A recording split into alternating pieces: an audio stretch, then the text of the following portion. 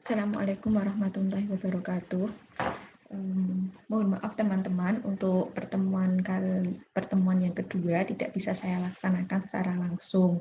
Tetapi pertemuan ini sudah saya rekam di dalam Zoom dan bisa kamu saksikan melalui YouTube.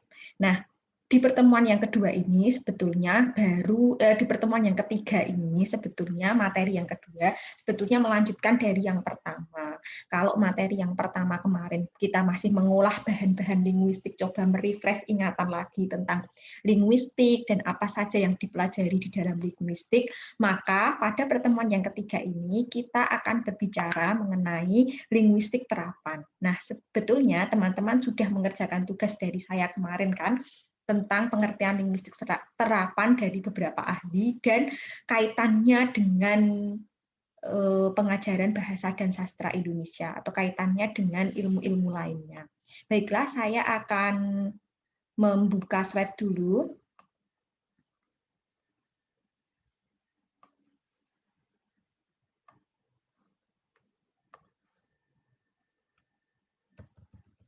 Nah, linguistik terapan dan tujuan pengajaran bahasa pada kurikulum pendidikan Indonesia. Nah, linguistik terapan, sebetulnya linguistik terapan ini apakah pasti berhubungan dengan pengajaran bahasa? Ternyata belum tentu.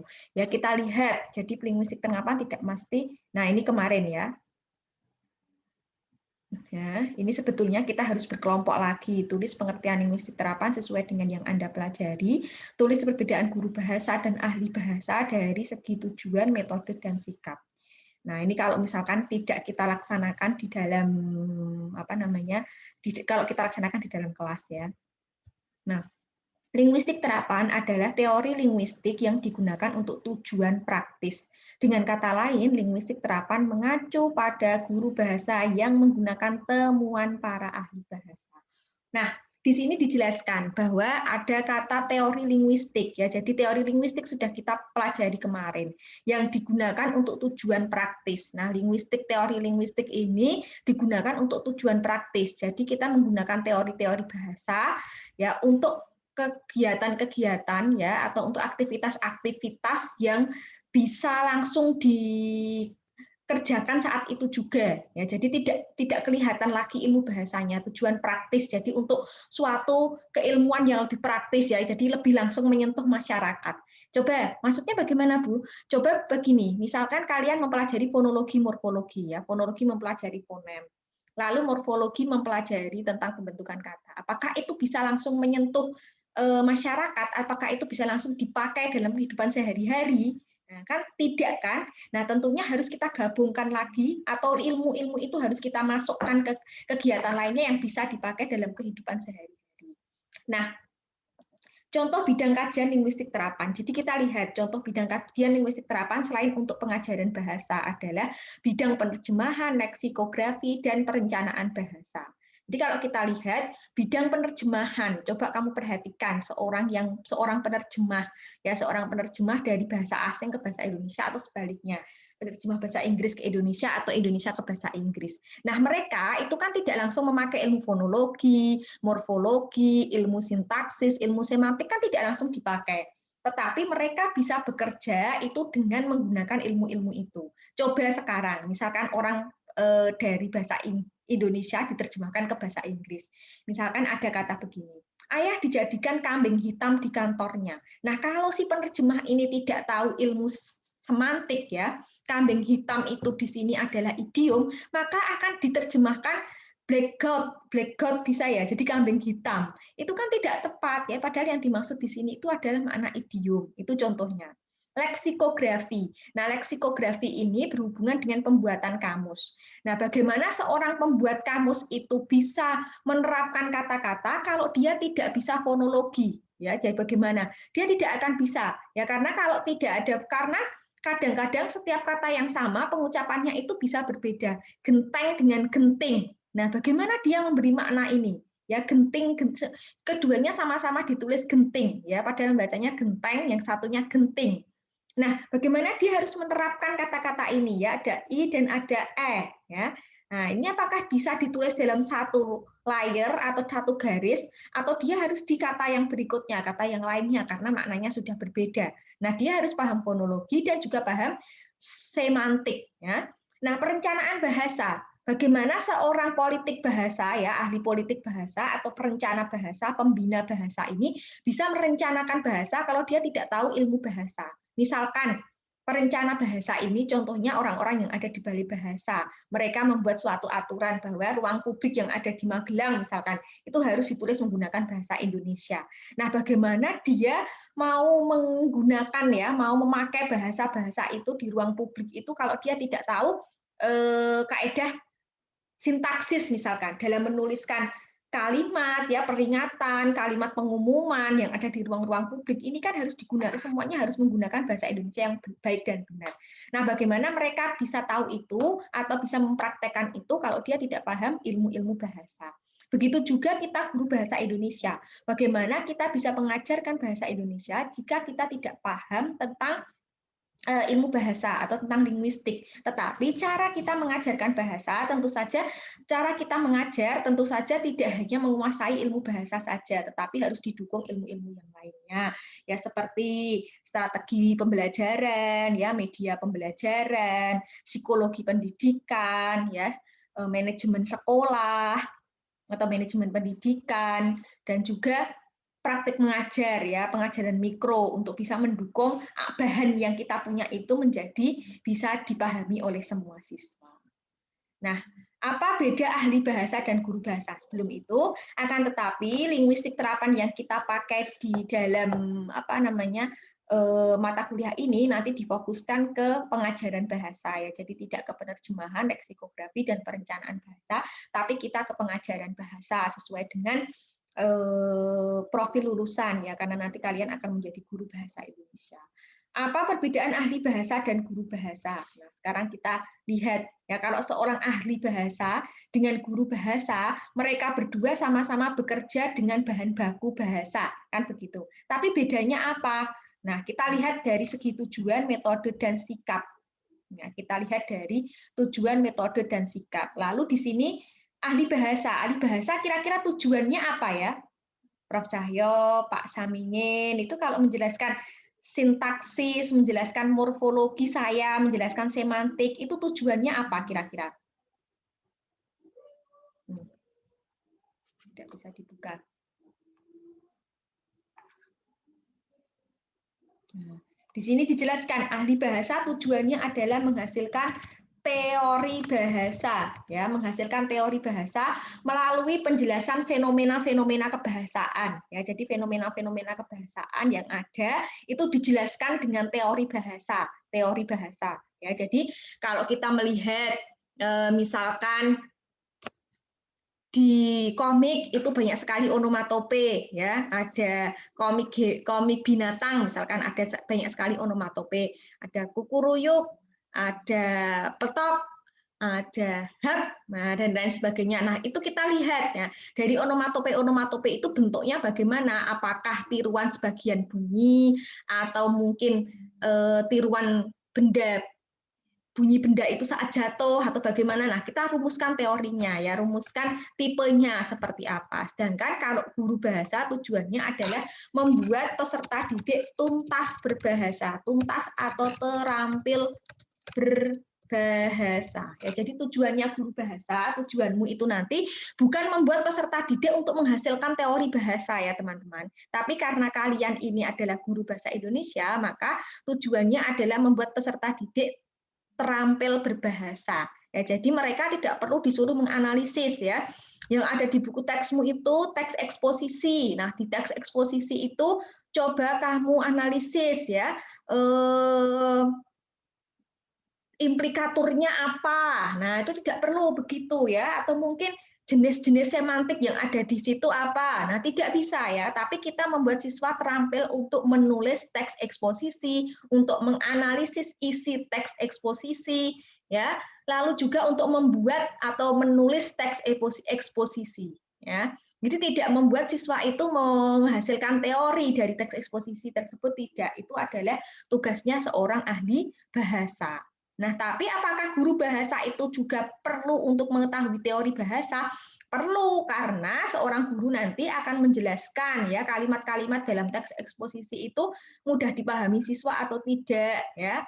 Jadi dalam dia memilih teks itu akan sangat berhubungan kalau dia tahu tentang teori bahasa. Lalu metode, seorang ahli bahasa metodenya itu formal dan abstrak. Di sini dikatakan seperti itu. Formal dan abstrak maksudnya bagaimana? Metodenya itu tetap ya. Jadi kalau kamu sekarang ikut kuliah penelitian bahasa dan sastra atau dulu semester 5 ikut kuliah metodologi penelitian, nah itu dijelaskan ya. Ada metode-metode yang digunakan untuk penelitian bahasa. Nah, ada metode analisis bahasa itu metode padan, metode agih, lalu pengumpulan datanya itu simak bebas libat cakap, merekam dan sebagainya. Nah, metodenya itu pasti sudah ada ya. Jadi pasti ya metodenya itu pasti. Tetapi kalau guru bahasa metode pembelajaran yang dilakukan itu fungsional dan praktis ya. Fungsional itu yang bagaimana? Fungsional itu artinya sesuai dengan kondisi siswa ya. Jadi kalau dulu mungkin ketika kalian belajar metode pengajaran bahasa itu ada banyak sekali metode untuk mengajar ya.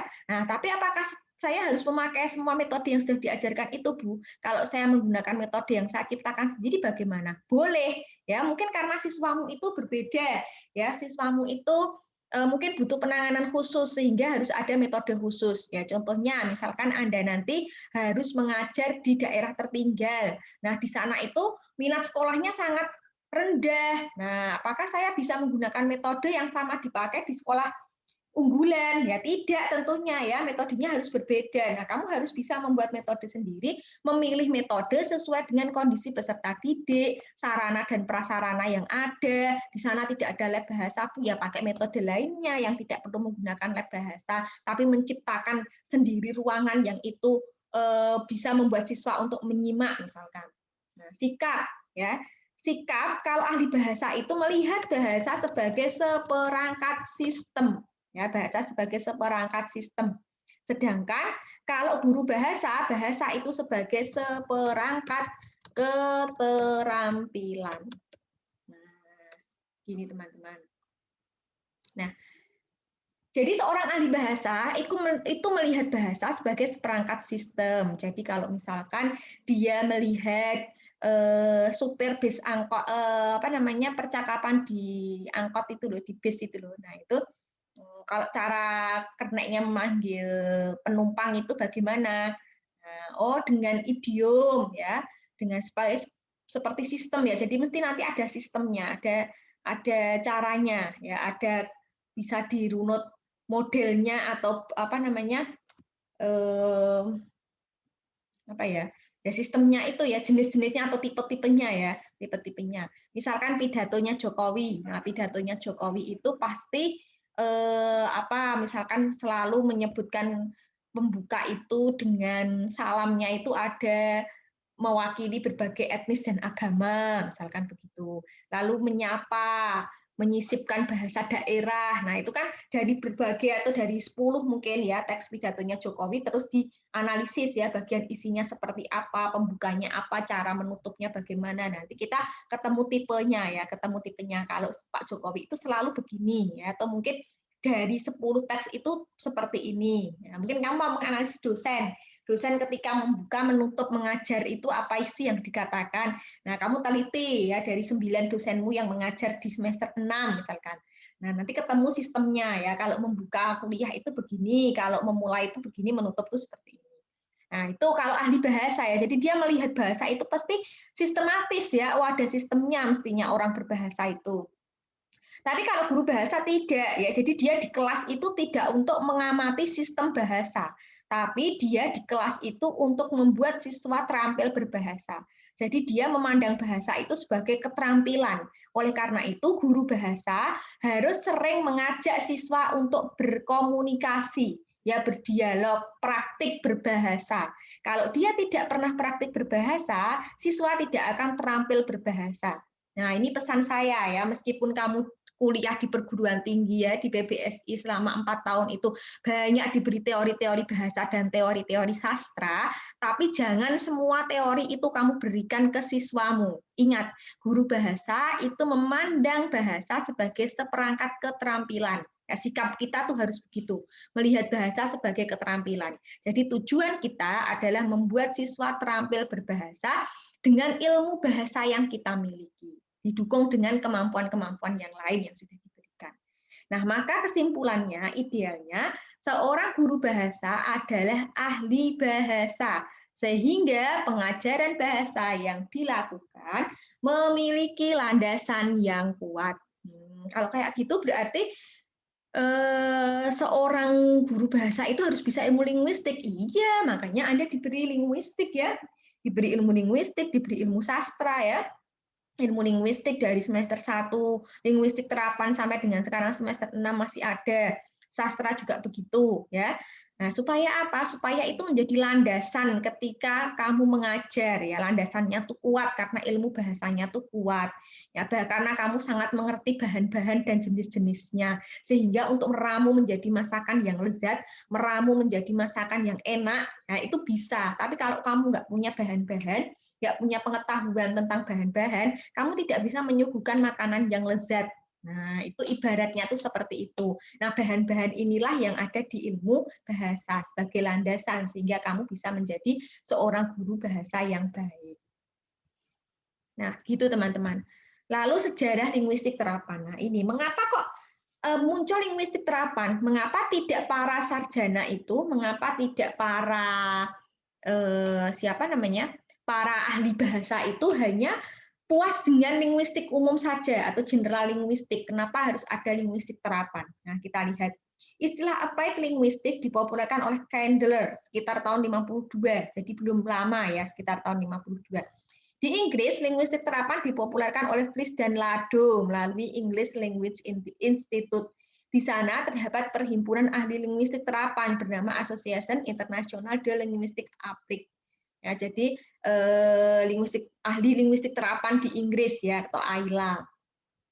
Nah, AILA mengadakan kongres kedua pada tahun 69 yang membahas penerapan teori linguistik pada teks-teks sastra, leksikografi, linguistik kontrastif, dan sosiolinguistik. Nah, ini bahasan-bahasan pertamanya linguistik terapan ya. Jadi kongres ketiga tahun 72 membahas linguistik kuantitatif ya, bahasa ujar, fonetik terapan, hubungan teori komunikasi dan pengajaran bahasa, persoalan bahasa dan juga perencanaan bahasa. Benar.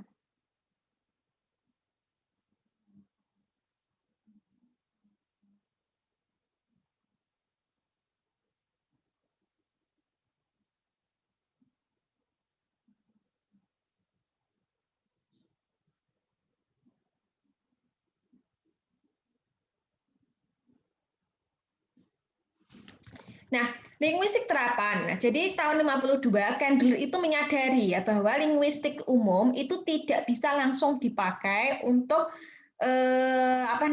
untuk menganalisis atau untuk melakukan tugas-tugas praktis ya, tugas-tugas praktis sehari-hari. Maka Candler ini kemudian menggagas adanya linguistik terapan ya, tahun 52.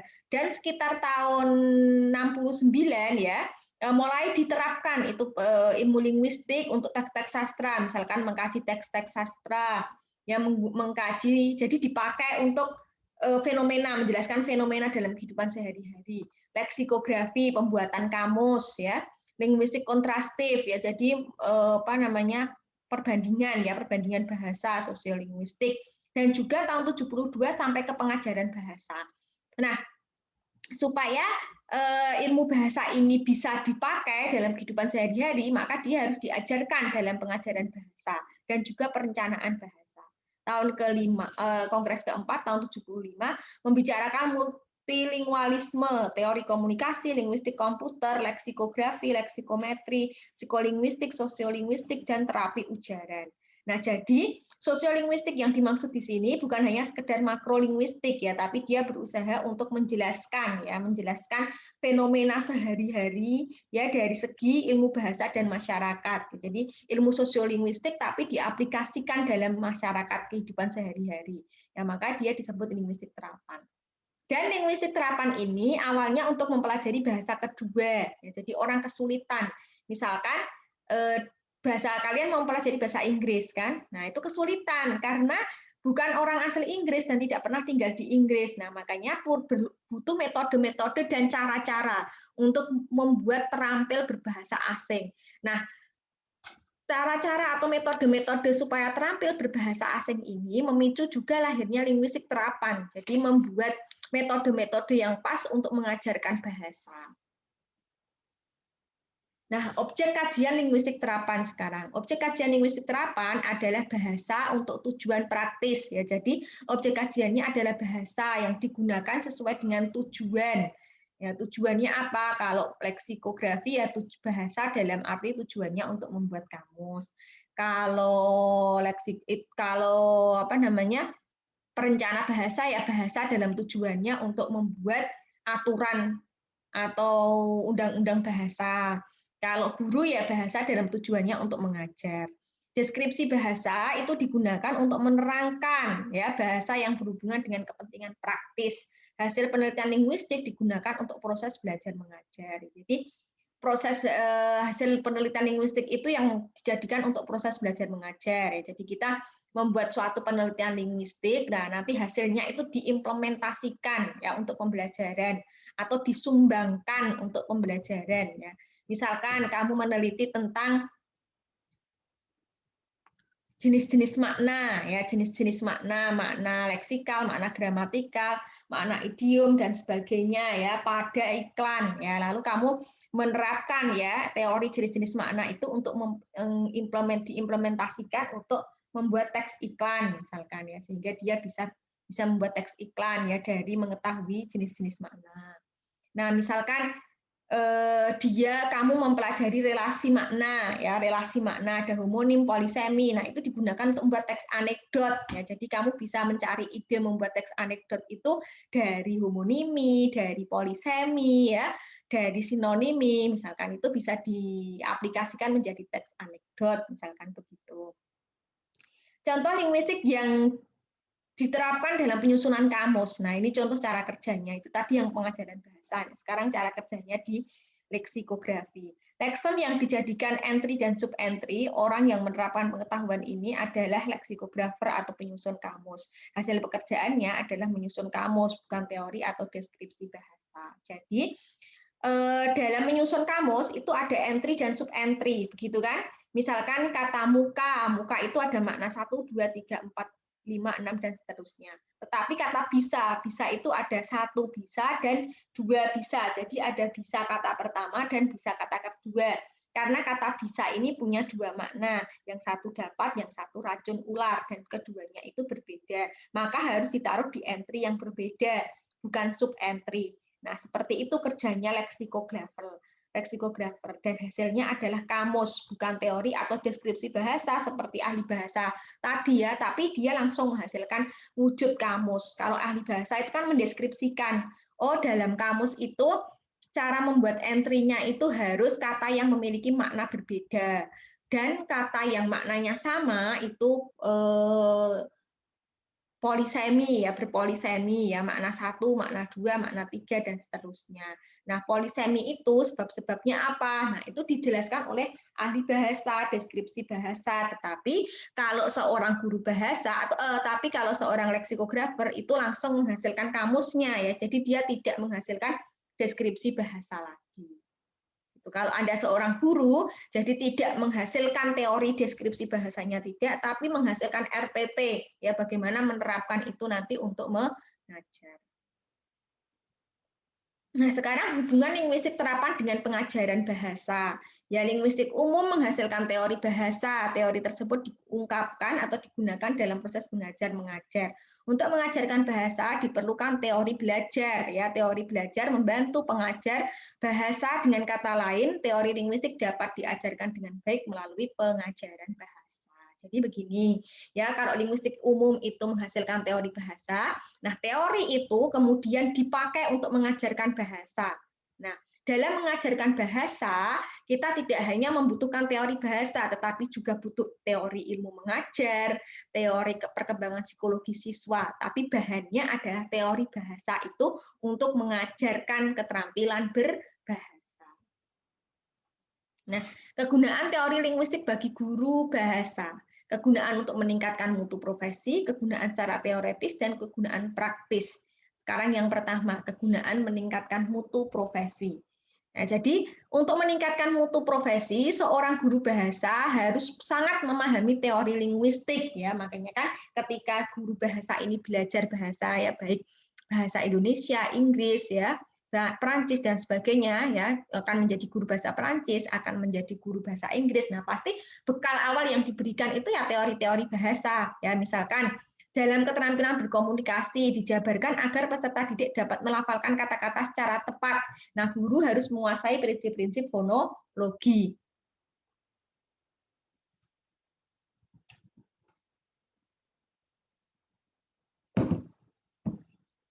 Misalkan begini teman-teman, ketika nanti kamu mengajarkan siswa untuk berpidato ya, SMP misalkan untuk berpidato, SMA untuk berwawancara, membuat talk show misalkan. Nah, kamu harus memahami prinsip-prinsip fonologi. Kenapa? Karena setiap artikulasi siswa ketika berpidato, ketika dia berwawancara, nah, itu harus kamu perhatikan, harus jelas ya.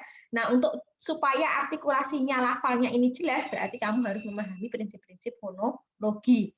Peserta didik dapat menyusun kalimat dengan benar, maka guru harus menguasai prinsip-prinsip sintaksis. Nah, misalkan kamu buatlah teks eksposisi. Nah, teks eksposisinya siswa atau teks anekdotnya ini kalau kamu baca itu tidak ada subjeknya. Nah, apakah kamu bisa mengetahui itu? Apakah bisa merevisi tulisannya ini ya, makna predikatnya dan seterusnya meskipun tidak diajarkan itu ya, tetapi harus bisa mengoreksi tulisan siswa ya. Sintaksisnya ini enak dibaca tidak, isinya sebagaimana dan juga tata tulisnya. Nah, untuk bisa menilai tata tulis ini harus paham prinsip-prinsip sintaksis ya.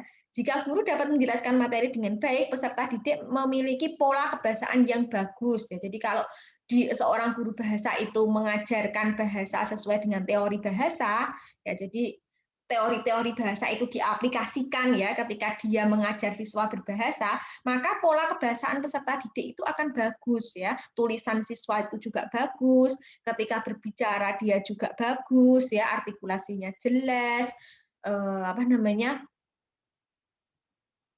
materinya itu tidak kemana-mana ya, kohesif dan juga koheren ya yang dia bicarakan ya, semuanya itu juga bermakna ya kalau itu dijelaskan dengan teori bahasa yang baik. Contoh lainnya, jika guru bahasa dapat menjawab pertanyaan peserta didik dengan meyakinkan, guru akan bertambah kuat wibawanya di depan peserta didik. Nah, apalagi sekarang ini kurikulum 2013 itu ada aspek-aspek kebahasaan yang harus dijelaskan untuk setiap teks yang dipelajari siswa. Ya, di aspek-aspek kebahasaan ini malah dituntut guru untuk menjelaskan aspek kebahasaan sintaksis, morfologi atau fonologi, semantik yang ada di dalam teks itu ya. Jadi langsung disuruh menjelaskan. Jadi tidak eksplisit lagi, tidak implisit lagi ya, tetapi langsung dieksplisitkan ya. Oh, di dalam teks anekdot ini ada proses pembentukan kata afiksasi ya, sebutkan apa saja afiksasinya, fungsinya apa, maknanya apa, langsung seperti itu. Jadi tidak eksplisit seperti di KTSP. Kalau KTSP itu eksplisit ya, jadi tidak dikatakan langsung, tetapi kalau di kurikulum 2013 ini langsung ya, langsung disuruh untuk menyebutkan itu. Nah, sekarang kegunaan secara teoretis. Nah, guru bahasa tidak menjelaskan teori linguistik. Teori linguistik dimanfaatkan secara maksimal untuk meningkatkan mutu pengajaran. Nah, jadi jangan pernah kamu menjelaskan teori linguistik yang banyak dan rumit. Jadi jelaskanlah sesuai dengan yang diminta dalam teks ya di kurikulum 2013. Ya, jadi kalau kamu menjelaskan afiksasi, ya afiksasi yang ada di teks itu saja. Jangan keseluruhan afiksasi ketika kamu belajar morfologi itu kamu berikan kepada siswa peserta didik ya, nanti mereka akan mumet ya. Jadi kamu langsung sarikan saja ya, yang sesuai dengan bahasanya juga sesuai dengan bahasa anak SMP dan anak SMA. Jadi jangan terlalu rumit. teori linguistik itu hanya kamu simpan sendiri untuk meningkatkan mutu pengajaran. Ya, jadi itu bisa disimpan oleh guru atau bisa bekal sebagai bekal guru untuk meningkatkan mutu pengajaran. Kegunaan secara praktis ya, hal ini berkaitan dengan persyaratan minimal seorang guru ya. Persyaratan minimal seorang guru harus punya daya serap dan motivasi keras untuk meningkatkan profesinya. Maka kegunaan praktisnya ini adalah untuk bisa menjadi seorang guru ya. Jadi syarat minimal ya, syarat minimal linguistik terapan itu ya, menguasai linguistik terapan itu syarat minimal seorang guru bahasa ya. Makanya kamu sebagai calon guru bahasa itu diberi mata kuliah linguistik ya, supaya terlihat di transkripmu nanti ketika kamu mengajar ya, mau mengajar bahasa Indonesia. Oh, dia sudah pernah dapat fonologi, morfologi, sintaksis, semantik. Oh, berarti dia punya daya serap yang memadai tentang ilmu bahasa, punya motivasi untuk meningkatkan mutu profesinya, sehingga dia mengharapkan atau belajarnya itu dari jalur formal, yaitu pendidikan di perguruan tinggi. Itu penggunaan praktisnya. Jadi kamu kalau punya ijazah ahli bahasa ya, ijazah mempelajari ilmu-ilmu bahasa, maka pasti kamu sudah bisa menjadi seorang guru bahasa. Gitu. Nah, jalur non formalnya dengan membaca ya. Jadi meskipun kamu secara formal itu sudah SPD bahasa Indonesia ya, tetapi secara non formal tetap harus selalu membaca atau mengupdate ilmu-ilmu bahasa.